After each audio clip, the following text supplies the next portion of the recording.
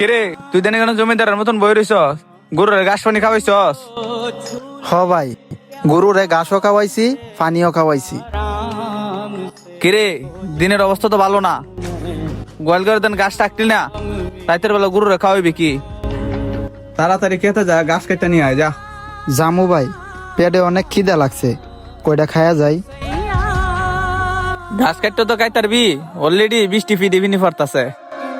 ভাই যাইতাম ঠিকই, কিন্তু আমার শরীরটা কাঁপতাছে। না খায়া গেলে আমার মনে হয় না ঘাসের বোঝালে আমি ফিরাইতে পারবো। আচ্ছা যাইতেছি।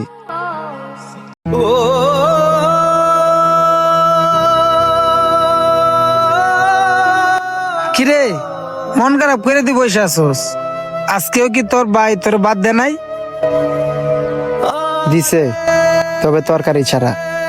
প্রায় সময় দেখি তোর লগে এমন করে, আমার না অবাক লাগে। আসলে কি তোরা মারপেটের ভাই নাকি সৎ ভাই? তুই কি কস এটা?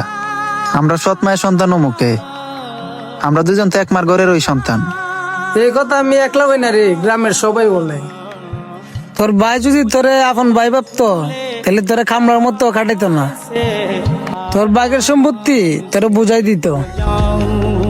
আরে তুই তো বেক কল না, তোর ভাই এত কিছু করার পরেও তুই এভাবে আসোস। আরে বেটা, তোর সম্পত্তির ভাগ নিয়া তুই তো অন্য জায়গায় থাকতে পারোস। আমি সব কিছুই বুঝি, বুঝাও না বুঝার বান্ধইরা তাহি, সুপয়া তাহি। আব্বা মা মইরা যাওয়ার পর ভাই আর ভাবি ছাড়া তো আমার এই দুনিয়াতে আর কেউ নাই। এখন এই জায়গা লইয়া যদি আমি আমার ভাইয়ের লগে ঝগড়া করি, ঝামেলা করি, তাহলে তো এই দুনিয়াতে আমার আপন বলতে কেউ থাকতো না। এটা ভেবে সবকিছু সহ্য করি। এসব বুঝা তুই দুনিয়াতে চলতে পারবি? আজকে তো তুই একলা, পরে তো তোর বিয়ে শাদী করতে হইব, তখন তোর বউলিয়া কই যাবি? ভবিষ্যতের চিন্তা ভবিষ্যতে।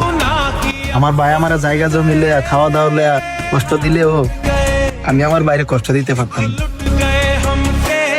দেখ, তুই তোর ভাইয়ের কামলা দিয়ে থাকতে পারবি, কিন্তু তোর বউ তো তোর ভাইয়ের কামলা দিয়ে থাকতে পারবো না। কোনো মাইয়া যদি আমার বাইরে আমার মতো মাইনা নিতে পারে তাইলে বিয়া করবো, আর নাইলে করতাম না। তুই আমার উল্টা পাল্টা চিন্তা ভাবনা দিস না তো, তুই যা যা তো।